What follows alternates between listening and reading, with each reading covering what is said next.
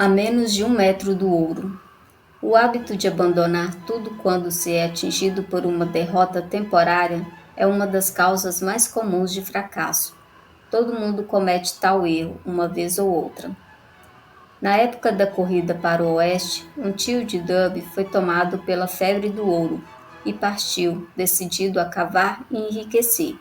Ele nunca ouvira dizer que o cérebro humano já produziu mais ouro do que foi extraído do solo. Demarcou um pedaço de terra e, munido de picareta e pá, entregou-se ao trabalho. Seriam tempos difíceis, mas sua febre de ouro era indiscutível. Após semanas de trabalho, foi recompensado pela descoberta do brilhante minério. Precisava de máquinas para trazer o ouro à superfície. Sem chamar muita atenção, escondeu a entrada da mina, voltou para casa em Williamsburg, Maryland, e contou à família e a alguns vizinhos sobre o seu achado.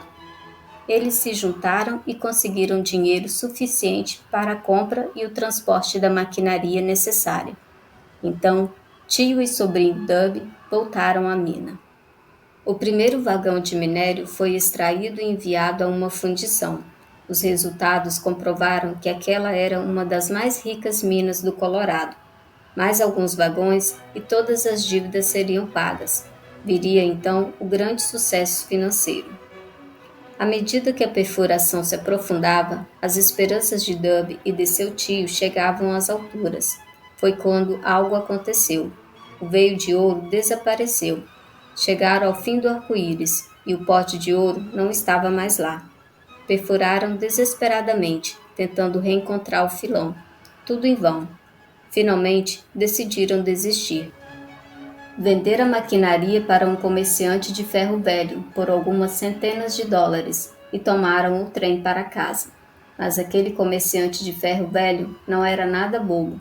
Chamou um engenheiro de Minas para avaliar o local da escavação e fazer alguns cálculos. O engenheiro explicou que o projeto havia falhado porque os proprietários não tinham familiaridade com as linhas da falha geológica, que são fraturas na continuidade de uma formação rochosa causadas por deslocamentos da Terra. Os cálculos mostraram que o veio seria encontrado a menos de 1 metro de onde os Dub havia parado de perfurar, e ele estava exatamente lá.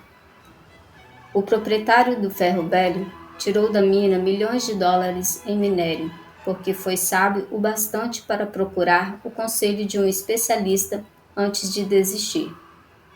A maior parte da quantia arrecadada para a compra da maquinaria fora levantada graças aos esforços do jovem Dub, emprestada por parentes e vizinhos que acreditaram nele. Embora tenha levado anos, o rapaz fez questão de pagar cada dólar. Tempos mais tarde, Dub recuperou e multiplicou o que havia perdido quando descobriu que desejo pode ser transformado em ouro. A descoberta veio depois que começou a vender apólices de seguro.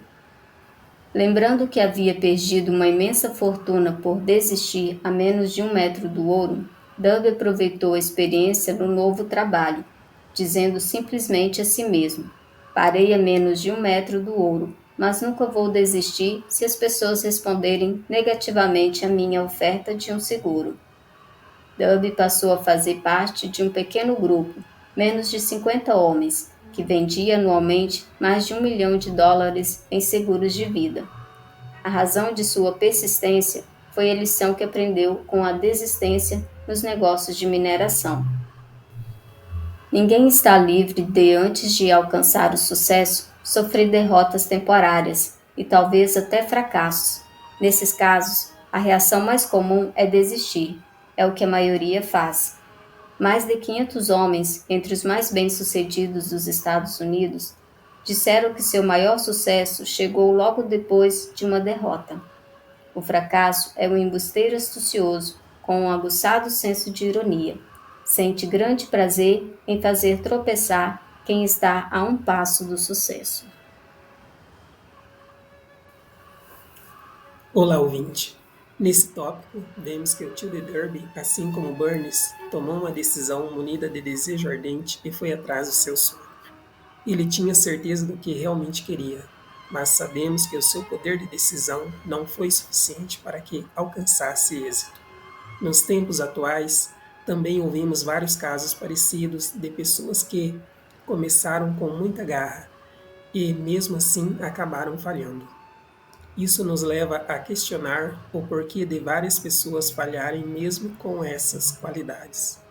E a resposta para esse tipo de questionamento é que quando uma pessoa decide gerar melhorias em sua vida e sair do nível que se encontra, ela precisa se aproximar de pessoas que se encontram em níveis superiores, seja se aproximando de vínculo social de pessoas bem-sucedidas por meio de livros ou por meio de áudios. E por falar em áudio, sugiro para quem ainda não assistiu que assista o filme The Thunder, que foi adaptado no Brasil com o nome de Fome de Poder. Ele fala sobre como o McDonald's se tornou o que conhecemos hoje, e nele vocês perceberão que o protagonista ouve com frequência uma gravação em um disco de vinil que frisa muito a questão da persistência. De acordo com o filme, funcionou para ele e o ajudou a atingir o seu alvo.